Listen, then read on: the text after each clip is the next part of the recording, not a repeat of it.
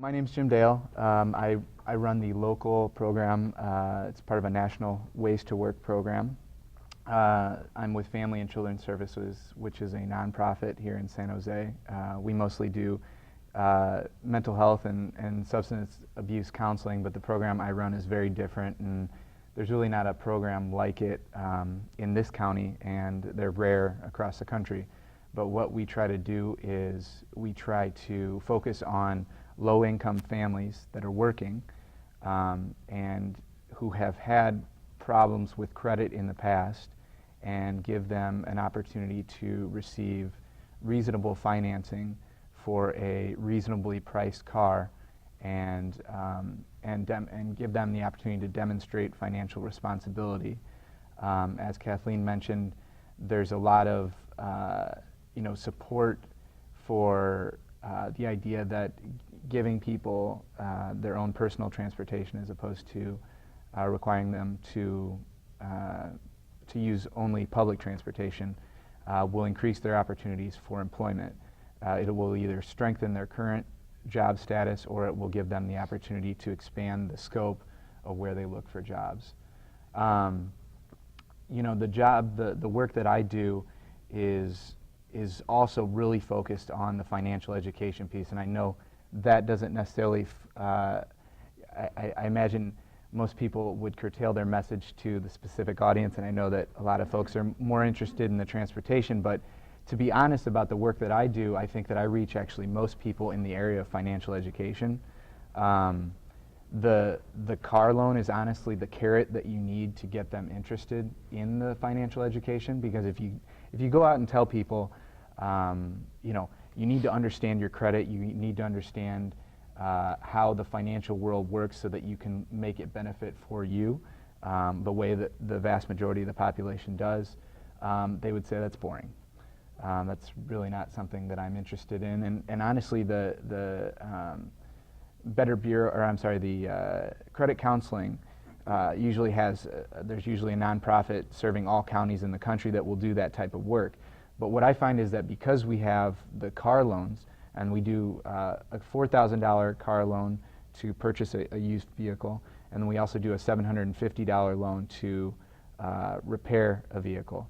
And what that does is it brings them in because they have that immediate need to, either their car broke down, so they need to get it repaired, or their car broke down to the point where it's not repairable, and thus they need a new car because they've got a job, and if they lose their automobile, then that job is quickly going to vanish.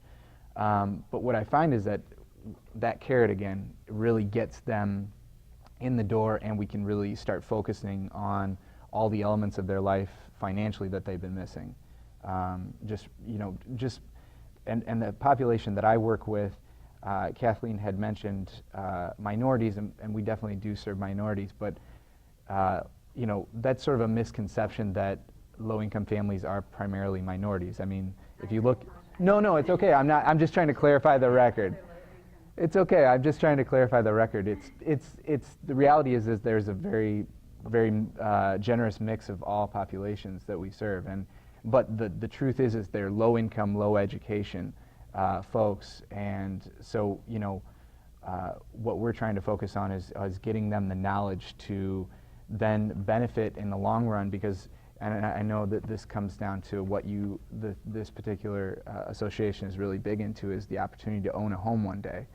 And I know that there's some other restrictions getting in the way that this panel or other panels here are going to talk about, but the reality is that if they don't understand the concept of finance for something basic as an automobile, there's no way that they're going to really understand and appreciate how to own a home one day. I mean, I think the current crisis in the subprime mortgage area is a very good example of the fact that you can try to give people an opportunity, and there's obviously a lot of ifs and buts in there with what's going on today, but the reality is if they don't understand how it works, the chances of them failing in that endeavor are much larger. And so what our program does is gives folks the opportunity to strengthen their employment by getting a car, but really what we do is give them the knowledge and the education to go ahead and continue financing things in their lives, and learn how to budget and and learn how to take advantage of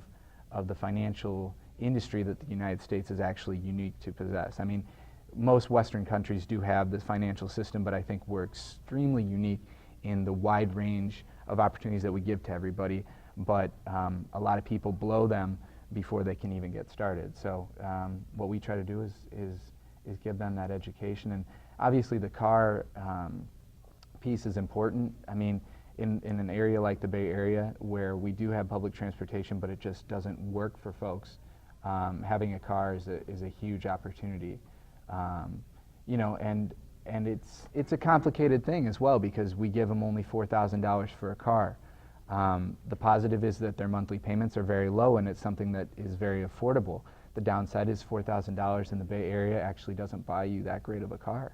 Are you making the loan? Is it your organization? Yeah, what we did was we originally received money from a grant from the Hewlett-Packard Foundation, and that's our loan capital. That's what we've been using for the last 7 years to generate the loans. And then what we do as far as operational costs is we receive money from the Department of Transportation, who is sort of hedging their bets against just putting all their money into public transportation, but doing, you know, giving some money to programs. And there's 43 right now across the country. We run under the National Ways to Work model, and that's based out of Milwaukee, Wisconsin. But so the federal government is trying to channel some funds into the states to do alternative programs for transportation. That's exactly. Normal commercial terms, or what it's a low interest loan. So everybody that we work with has to have bad credit. And I don't know if people are familiar with credit scores, but you know, you've got 850 to 350. The people that we usually see are low 500s to high 400s. That's bad. I mean, that's however you want to say it, it's not good. So if they were to go out and get a loan for a car, be it a major dealership, which is highly unlikely, but more likely at like a corner store, they're probably going to look at like 20 to 35% interest rates, which is exorbitant, especially for the kind of car that you are getting into, because very likely those same dealerships are selling pretty mediocre cars and looking to make some profit on that. But our loans are 4% interest, which is below market. I mean, the best you can get right now, is, at least in this local area, is 5.5%, and that's doing everything like direct deposit and all the incentives that they give you. So we're below market, but the idea, and I express this to everybody, is that why don't we just give a 0%? You know, if we're gonna charge so low, why don't we just make it 0 and not cost? Well, the idea is that the reality is that to borrow money costs you money, and so the sooner that they understand this concept, the better off they are. But we don't want to be we don't want to be punitive in charging a high interest rate, like, because that doesn't differentiate us between anybody else. So what we do is say, okay, here's an introductory interest rate that you won't find out there, but if you work really hard in the next 5 to 10 years, you can get yourself in a point where you're going to be charged 5-6%. So. And have you had to repossess in some cases? We're doing that right now. I mean, the program, I've been running the program for about 1 year and 2 months. My task was to come in and reorganize the program because it was being run terribly. And it's a difficult program to run because there are a lot of inconsistencies. I mean, you're saying, what do you need to demonstrate? I mean, you need a job, you need to have a child under the age of 18, but what else do you need to demonstrate? Financial irresponsibility, you know? And if you don't have that, then we can't serve you. And so that's a tough one. But, so yeah, I mean, there's some contradictions in the model, but I mean, the case management is huge because you need to stay in touch with these people and work through troubleshoot problems. But if you do that, then you can really work with them and they can really benefit from it. But it's a tricky one. But as far as repossessing, we're repossessing our first car. It never had been done in the prior 6 years of our program. It was essentially just written off. It was sent to collection, so the collection agencies would be hounding them, and it would go on their credit record that way. But they never lost the car. And I've come in with the mentality that I don't want to be, again, punitive, but there's the idea of consequence. And so that's sort of where we're at, is trying to, because the other thing is we try to encourage people to resell the car themselves before we repossess it, because that's also a reasonable way to go about solving a problem if you come into a financial crunch, you know? Okay, what asset do I have? Okay, can I sell it back and then owe maybe a couple $100 as opposed to $4,000. Just so I'm keep going, can I just one more? What about, I mean, the comment that the people who probably need your service more maybe, in fact, be the people who don't have a job as opposed to the people who have a job? Well, it's tough. I mean, that's not something that we ignore. But I mean, we work with the welfare program. They're a big clientele, and so you know they can be receiving cash aid, but they need to have a job. You know, and it's frustrating. But that's the reality is that I mean I'm trying to negotiate this without many defaults, and that's tough as it is because these folks who have a job are also of the population that next week, next month, they could lose that very job that they've had. So having them at least have a job for 6 months is a minimum requirement of the program. And you know, you'd like to say, well, obviously if you can get into this car, your job prospects are going to strengthen, and maybe you'd like to do that for people that are unemployed. But the reality is that, you know, we need to have some parameters that will allow us to achieve some level of success. And really that's sort of that minimum requirement.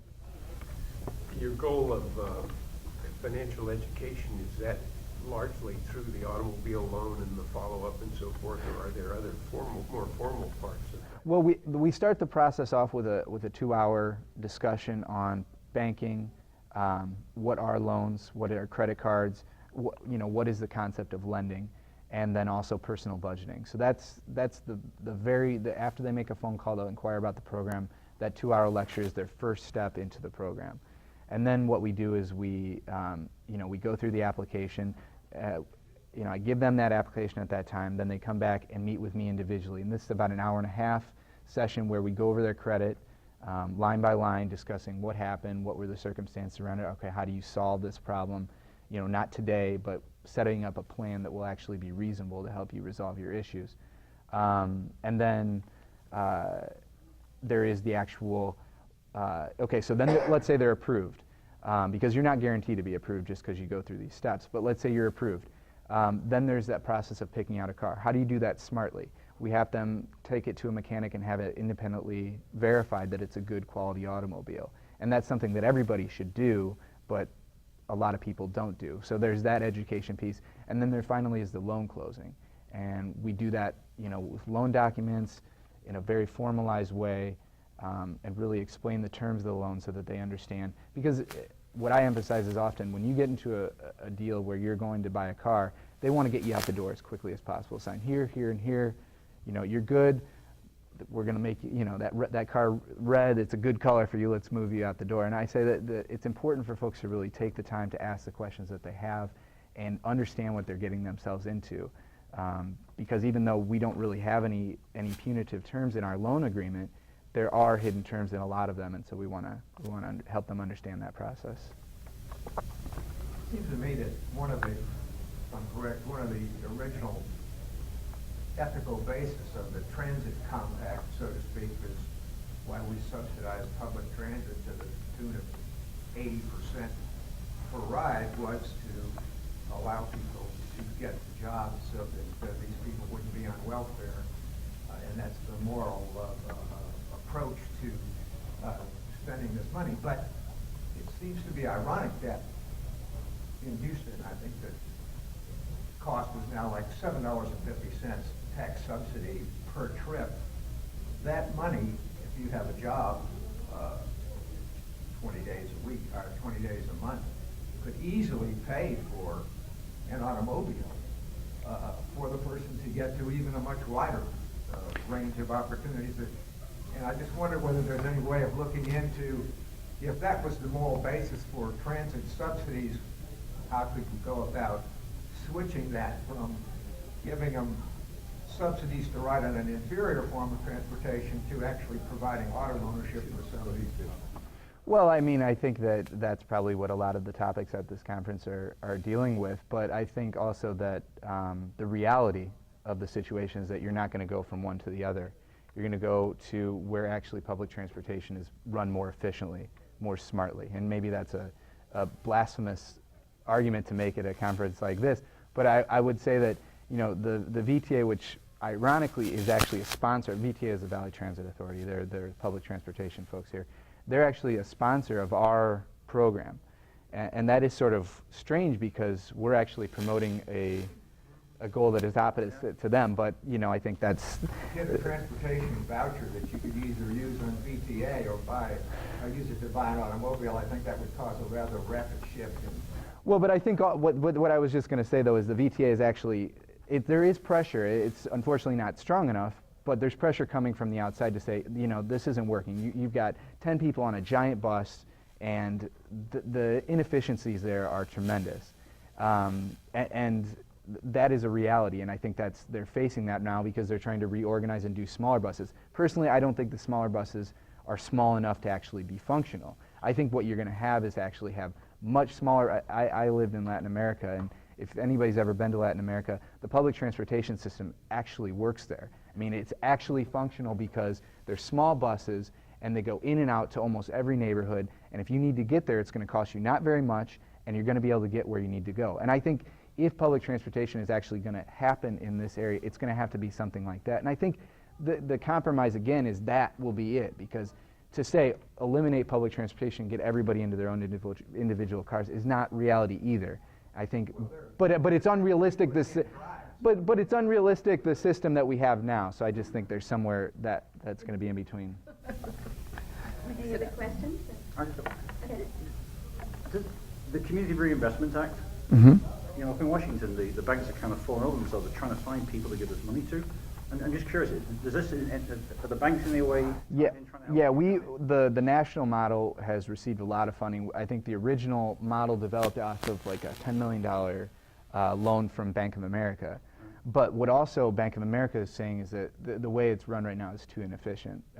We are essentially partnering with a local bank that does our loan processing. But they wanted to put it under one national model to reap sort of efficiencies of scale. So it's tough because they do get community reinvestment credit, but they also want to see things run differently. And I think time will tell whether that actually comes together. And plus, I mean, that was, even a matter of months ago, that whole idea was changed because the liquidity of credit was just tremendous, and now you have none, and I don't know how interested they're going to be to be looking good in the eyes of. It's true, but right now I think they're more worried about themselves, and so I think that we'll see when it gets back into a more. Vicious though, the regulations and stuff. What, for the community reinvestment? Yeah, they get audited every couple. I mean, the big banks every 2 years. So they have to comply. One of the measures is making the number of small loans they make in the city neighborhoods. Right. Of any size, but not too small.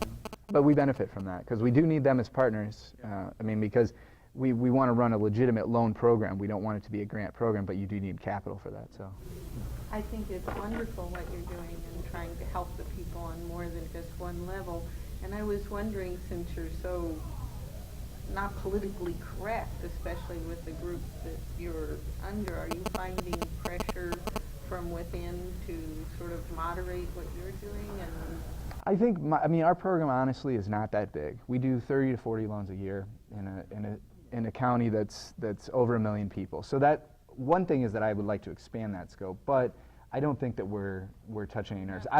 Well, the thing is, I actually just last week I was looking to do some advertising with the VTA because who is an audience that we'd like to get a hold of is people that are sitting on the bus, and they said sure, and then I sent them a copy of what I wanted written, and they said, well, you do car loans. I think we're trying to increase our ridership, and I said, well, we're in a contract together, so that's the only thing I was looking at. so you But are getting a little bit, I think, and I think what that taught me is that I should probably just stay under the radar just a little bit, because they're a bigger entity than us. So we don't want to have your fun. Exactly. Good boy. Thank you. I'll let you take it off.